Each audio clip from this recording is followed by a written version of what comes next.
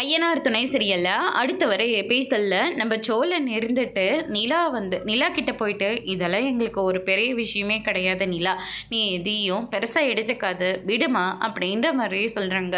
எப்படி சோழன் நம்மளை நல்லா பார்த்துக்கிறேன்னு சொல்லி இவ்வளோ தூரம் கூட்டிகிட்டு வந்துட்டு ஒரு ஏசி இல்லாத ரூம், அது இது ஸ்டோர் ரூம் சோழன் அப்படின்ற மாதிரி சொல்லிடுறாங்க. நீ பேசிகிட்டு இருந்தது எல்லாத்தையும் நான் கேட்டேன் நிலா, இந்த வீட்டில் பிறந்துட்டு ஆனால் இப்போ எங்களுக்காக நீ எங்கள் அம்மா கிட்டே உங்கள் அப்பா கிட்டேயும் சண்டை போடுறத நினச்சாவே எனக்கு ரொம்ப கஷ்டமாக இருக்கு நிலா. போதும், இதோட நிப்பாட்டிக்கலாம். ரிசப்ஷனை மட்டும் இவங்களோட திருப்திக்காக முடிச்சுட்டு நம்ம உடனே கிளம்பிடலாம் அப்படின்ற மாதிரி சொல்லிடுறாங்க.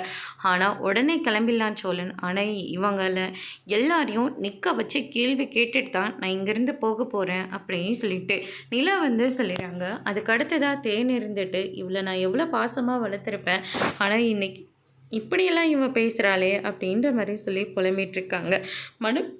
மனோகர் இருந்துட்டு என்னாச்சுமா அப்படின்னு சொல்லிட்டு கேட்கும். இந்த நிலா என்னெல்லாம் பேச்சு பேசினான்னு உங்களுக்கு தெரியுமாங்க? அவங்களுக்கு ஏசி இருக்கிற ரூமை கொடுக்காம ஏசி இல்லாத ரூமை நம்ம கொடுத்துட்டோமா? அது மட்டும் இல்லை, பின்பக்கம் இருக்கிற பாத்ரூமை யூஸ் பண்ண சொல்லிட்டோமா? அதுக்கு என்னெல்லாம் பேச்சு பேசிட்டு போகிறான்னு தெரியுமா?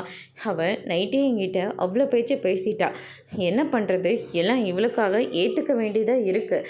ஏன்னா வந்திருக்கிறவங்க சொந்த பந்தம் முன்னாடி தன் பொண்ணை ஏற்றுக்கிட்ட மாதிரி நடித்து தானே ஆகணும் அப்படின்ற மாதிரி சொல்லிட்டு இருக்காங்க. அதோட இன்னைக்கான பிரம்ம முடிச்சிருக்காங்க.